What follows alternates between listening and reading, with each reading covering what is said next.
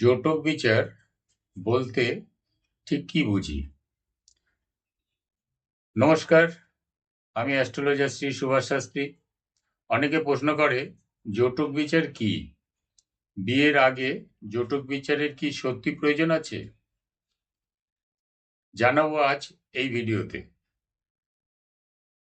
বিবাহের পূর্বে বর ও কন্যা পরস্পরের জন্মরাশি, জন্ম নক্ষত্র ও রাশিধিপতি গ্রহদিক থেকে যে শুভ ফল বিচার করা যায় তাকেই জোটক বিচার বলে।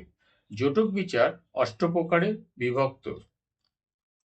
জোটক বিচার ৮ প্রকার কূট বা গুণের সমবায়, যথা বর্ণকূট, বর্ষকূট, তারাকূট, যোনিকূট, গ্রহমৈত্রকূট, গণমৈত্রকূট, রাশিকূট ও নাড়িকূট।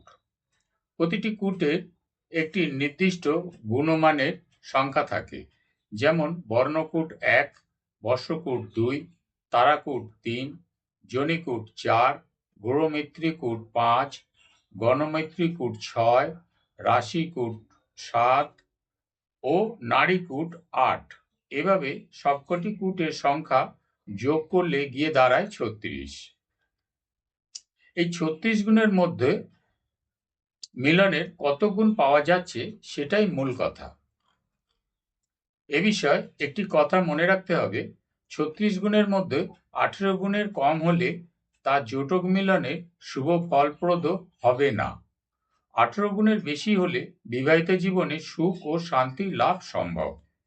৩৪ থেকে ৩৬টি গুণের মিলন হলে তাকে রাজজোটক বলা হয়।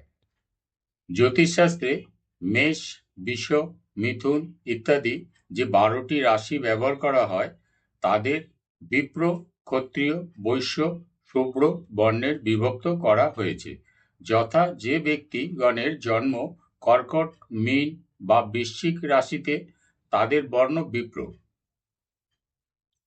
এইভাবে যাদের জন্ম সিংহ, তুলা বা ধনু রাশিতে তাদের বর্ণ ক্ষত্রিয়।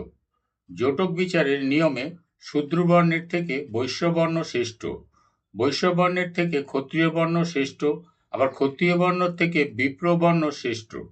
উচ্চ বর্ণের পাত্রীর সাথে নিম্ন বর্ণের পাত্রের বিবাহ অশুভ, এতে দাম্পত্য অসন্তোষ, অকাল বৈধব্য, শারীরিক অসুস্থতা, সন্তানের কারণে মনোকষ্ট ভোগ করতে হয়।